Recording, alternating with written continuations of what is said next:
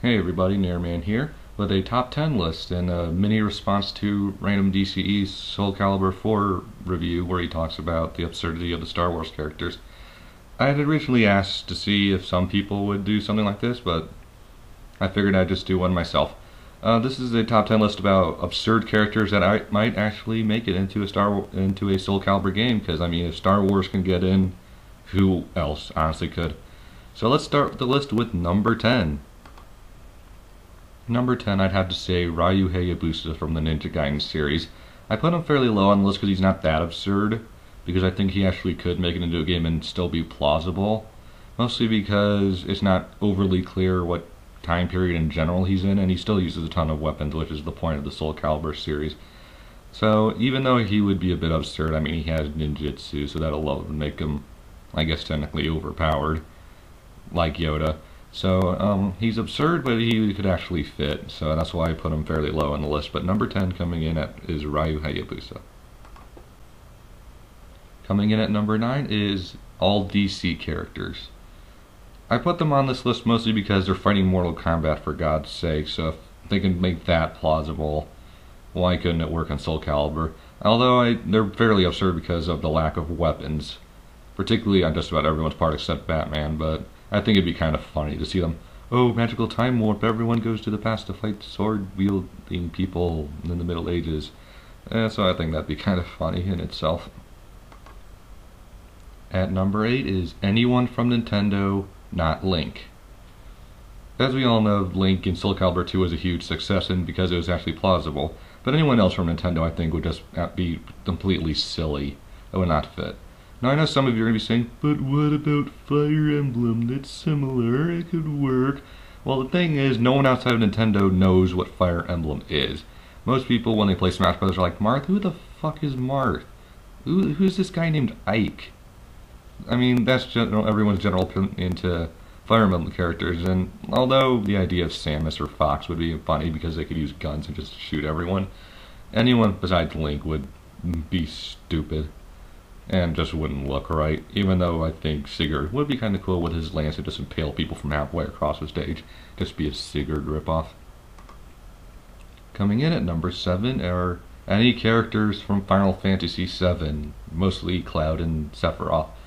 The biggest reason I have to put them in number 7 is because it's just not going to happen, for one, because I know Square likes to push out sequel after sequel / spin-off after spin-off of this one game that seems to get all the glory of the franchise. Overrated.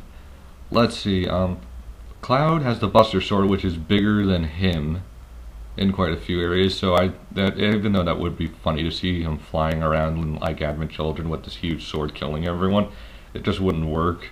And it would be like Star Wars, it'd be all purely for money purposes, it would not be taken seriously at all, but I think it'd be kind of funny just to see it. Number 6 is Sonic the Hedgehog.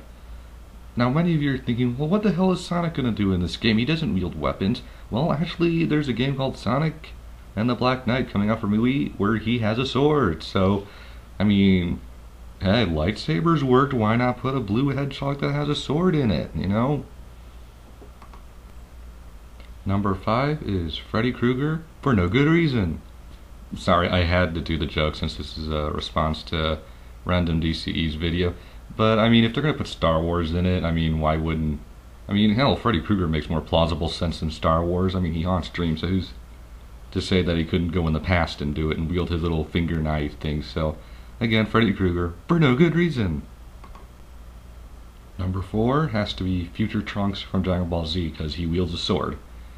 Again, it makes more sense than Star Wars, at least he time travels, so it could make plausible sense. But, I mean, he uses a sword, so that's basically the only qualification for this game, apparently. So, I mean, we have to have some anime character in there at some point, so it might as well be Trunks since he wields a sword. Because it has to be the most I don't want to say overrated, but the most well-known anime series on the planet, so why not? Coming in at number 3 has to be Indiana Jones. I mean, it already has a deal with LucasArts for, you know, the Star Wars character, so why couldn't we get Indiana Jones? And I think he would actually be an interesting character because he uses a whip, which we have yet to see in the Soul Calibur franchise, so hey, it could work. I mean, more plausible than Star Wars.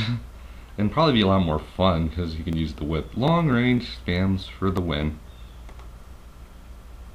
Number 2 has to be Go Go Power Rangers. They use weapons, and that's the only qualification. And they're based on Japanese Sentai, so, you know, put them in. I think it'd be fun to beat, you know, the living tar out of those crash test dummies.